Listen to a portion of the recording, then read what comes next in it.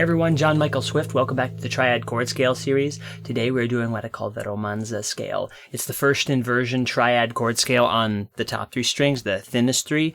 So yeah, let's get right into it. If you need the lesson navigator to jump around this lesson or to find other things in this series, check the description box below. Yeah, all right, here we go. On to it. So we're going to start out with the G chord. It's going to have your pointer finger making a little mini bar thing.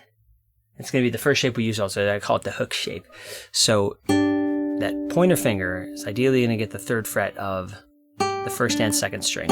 You can finger it with any 2 other fingers you think are going to work.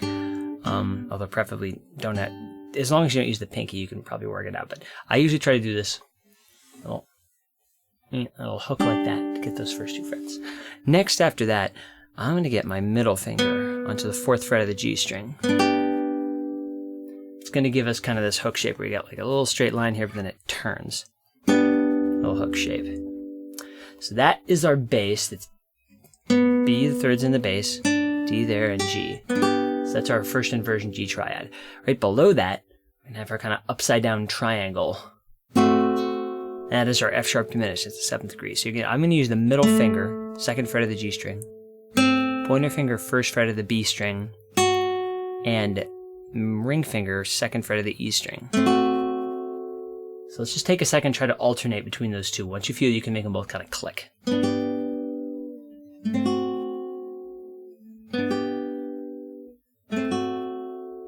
Alright, so now we have one more shape type we have to add, and then we just fill in the rest of the chords. So on the 5th fret, if you can, see if you can do that little mini bar, but across 3 frets now. So that's going to be our first inversion A minor triad. And it's just a straight little line right across those 3 frets. And that is going to be our 3rd chord. So see if you can get just those first 3 chords to work nicely together, like so. G, and up to A minor, then G again, and then down to F sharp. And then back to G. I'd say alternate those until you feel like they're starting to get a little sticky, and then let's go on to the next part.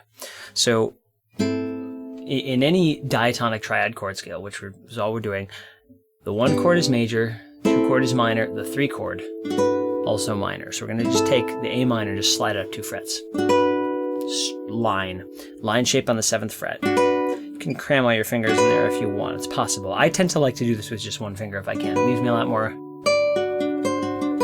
lot more possibilities, but anywhere you can get 3 frets on the 7th fret, that will do.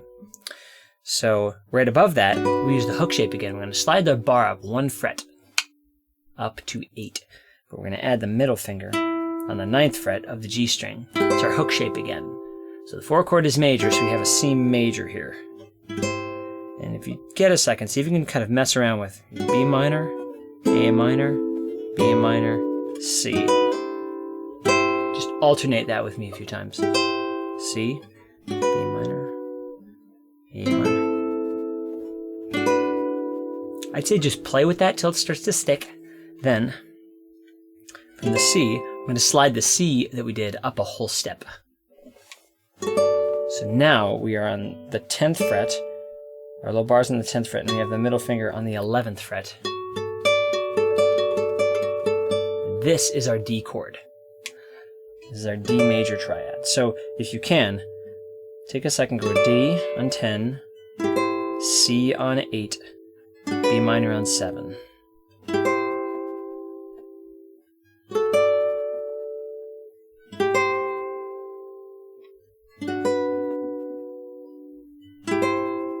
Last of all, right there on the 12th fret, another one of these line shapes.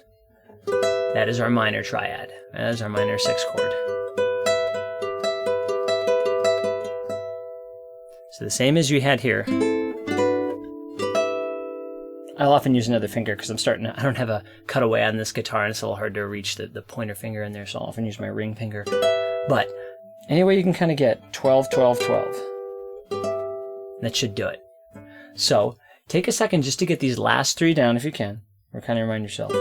12th fret line, 10th fret hook, 8th fret hook. So those are your last 3 chords. Now, once you feel like you've kind of cycled through all those things, let's try to go through the whole chord scale, kind of from the bottom to the top and then back down. I'm going to start out on the G again, dip down to the F sharp minor, back up to the top, and wind up back on G again at the end. So here we are on G minor. You can use any strumming you want or just openly brush things. I'm going to use the finger picking pattern from Romanza, just a descending arpeggio. It's just first string, second string, third string, first, second, third. So here we go. Down to the F sharp minor. It's a triangle. Back up to the G. 3, and then 4 on the G string. Line A minor on the 5th. Slide up 2 frets for the B, and then 1 fret for the C. 2 frets with the hook shape for the D. And then you have the line on the 12th fret, the last chord. And here we go back down. 2, 3, to the D, down to the C, down to the B minor, down to the A minor, and finally down to the G again.